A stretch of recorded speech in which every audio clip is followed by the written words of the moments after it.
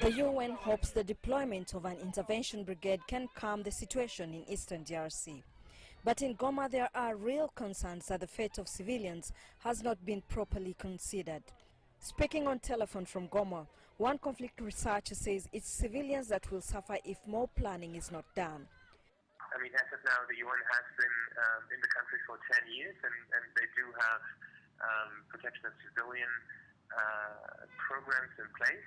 And I understand that they're also very diligently trying to improve on these protection mechanisms. But certainly, I mean, there is a risk, there's a serious risk that many people will be displaced if this deployment of the military intervention brigade goes wrong and is not properly coordinated and well planned. The war in Congo has left over 900,000 people displaced and seeking refuge in neighboring countries, according to various estimates from research groups.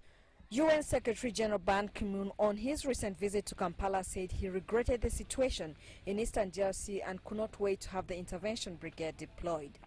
The Congolese M23 group has accused the UN of a deliberate move to attack them by deploying the UN intervention brigade.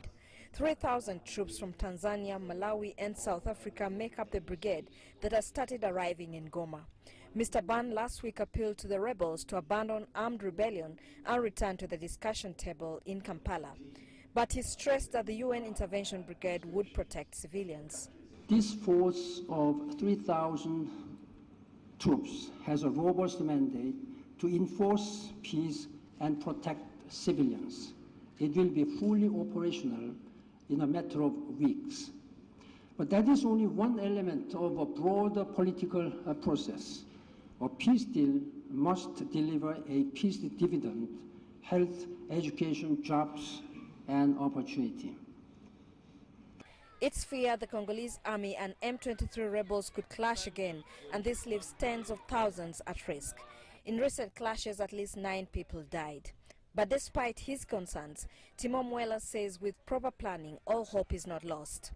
Last week, the M23 appealed for immediate cessation of hostilities to enable Mr. Ban's visit, which they said could be a good gesture to enable both parties sign a peace deal. Despite appeals by the UN chief for the Congo government and the M23 rebels to come back to the discussion table, this has not yet happened. Now, conflict experts said this leaves a lot of anxiety hanging over Congo. Isabel Nakirya, CCTV, Kampala.